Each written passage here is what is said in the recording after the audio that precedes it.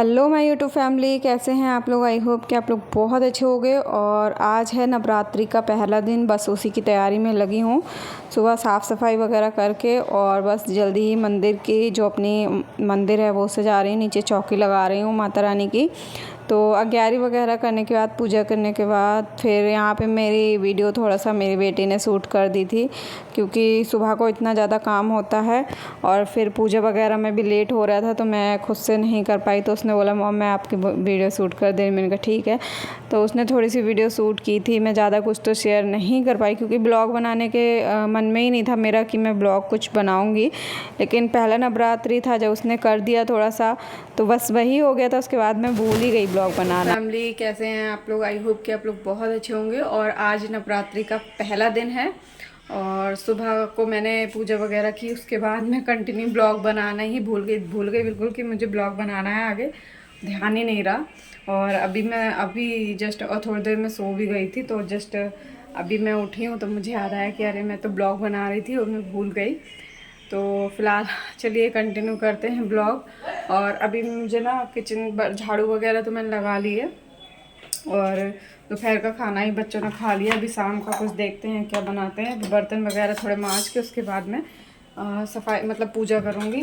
तो फटाफट पहले मैं बर्तन मांज लेती हूँ, फिर मुँह हाथ धुल के पूजा करना है मुझे। तो अभी मैं आ गई हूँ किचन में। किचन का जो फलावा है उसको साफ़ करने के लिए, क्योंकि दोपहर के जो बर्तन वगैरह थे, बच्चों ने चाय नाश्ता किया था, मतलब बर्तन वगैरह वो सारे मैंने कहा वो साफ़ कर लेती हूँ। क्योंकि मतलब फिर शाम को मुझे पूजा वगैरह भी करनी है। शाम ही हो गई थी, लगभग 6 बज गया था। और फिर मैंने फटाफट किचन का काम समेटने के बाद मुँह हाथ धुला, फिर मैंने पूजा करी।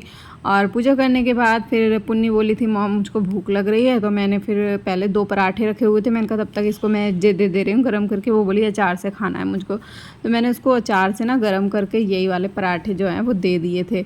और अचार से अच्छे लगते हैं। और फिर मेरा मन हो रहा था कि मैं थोड़ी सी चाय बना लूँ, बट फिर मैंने ना चाय नहीं बनाई थी। मैंने सोचा चलो छोड़ो, अब नहीं बना रही हूँ चाय, क्योंकि बाबू मांग रहा था बनाना शेक कि बनाना शेक बनाओ। तो मैंने सोचा चलो बनाना शेक बना ले रही हूँ और वही पी लूँगी।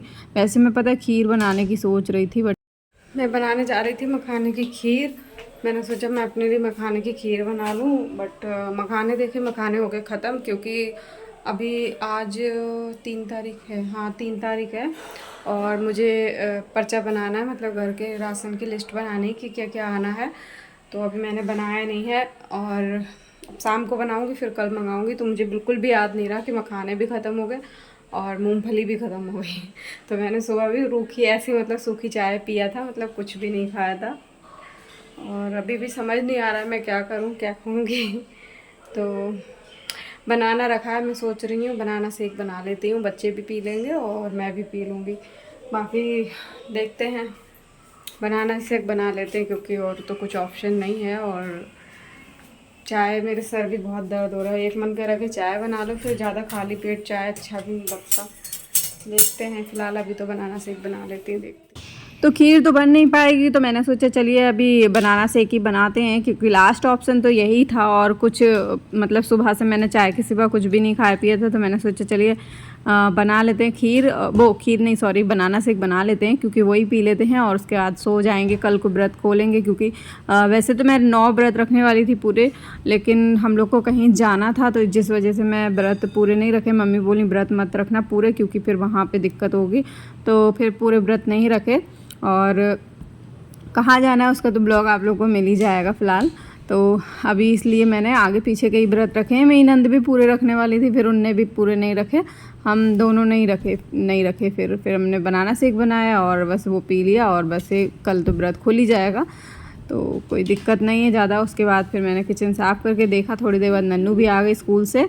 आज उसका फेस पेंटिंग कंपटीशन था, तो देखिए कैसे उसका फेस, देखिए कलर भी अच्छे से छुटाया नहीं है। और फिर ये बोली, मैंने से पूछा भूख लग रही खाना बनाऊँ, तो ये बोली कि हाँ मेरे लिए बना दो। मैंने कहा क्या बनाऊँ, दाल के पराठे बना दूँ। तो बोली हाँ, दोपहर की दाल रखी हुई थी थोड़ी सी, तो दाल से ये लोग ऐसे रोटी तो खाना नहीं चाहते, चावल खाना चाहते हैं। तो चावल ख़त्म हो गए थे, मार्केट से लेके आना है। तो मैंने सोचा चलिए पराठे बना लेते हैं। दाल के पराठे बड़े मस्त लगते हैं, इसमें केवल मैंने नमक मिलाया है, मिर्ची नहीं मिलाई, क्योंकि बच्चों के लिए बना रहे हैं और हम लोग खाएं तो इसमें मिर्ची, धनिया, प्याज वगैरह सब डाल सकते हैं। फ़िलहाल तो मैं नवदुर्गे चल रहे हैं ना, तो इसलिए मैंने लहसुन, प्याज सारा कुछ बंद कर दिया। हमेशा आप लोग बोला करते हैं ना कि व्रत में नहीं खाना चाहिए नवदुर्गों में, तो मैंने लहसुन और प्याज डालना ही बंद कर दिया। हालांकि मैंने लहसुन मंगाया ही नहीं है, प्याज मैंने नहीं मंगाया है, और क्योंकि होता है ना तो गलती से ध्यान ही नहीं रहता, पड़ जाता है, तो इस बार मैंने प्याज मंगाया ही नहीं। नवदुर्गे जैसे स्टार्ट हुए मैंने प्याज ही नहीं मंगाया, उससे पहले ही प्याज जो भी था वो ख़त्म कर दिया। तो यहाँ पे मैंने ये बना के दिया है, बच्चों ने सॉस से खाया। ये पराठा चाय से बहुत यम्मी लगता है। दाल का पराठा किस किस ने ट्राई करा है मुझे ज़रूर बताइएगा। जब भी हमारे यहाँ कभी दाल बच जाती है ना, तो इस तरह से आप लोग ट्राई कर सकते हैं, बहुत टेस्टी बनता है। चाय के साथ खाइए, प्याज वगैरह, हरी मिर्च, धनिया सब कुछ डाल के। और अभी जो नेक्स्ट डे था, जो कि हम लोग गए थे अपने पीलीभीत के ही बी मार्ट में, जहाँ हम लोग को कुछ शॉपिंग करनी थी। अब शॉपिंग क्या करनी थी, हम लोग को कुछ कपड़े ख़रीदने थे बच्चों के लिए, क्योंकि हम लोग जाने वाले थे। तो हम यहाँ पे पुन्नी का बर्थडे भी आ रहा था, तो उसके लिए भी कपड़े ख़रीदने थे, और मेरी बेटे के लिए भी ख़रीदने थे। तो मैं यहाँ पे कपड़े हम लोगों ने ले लिए थे।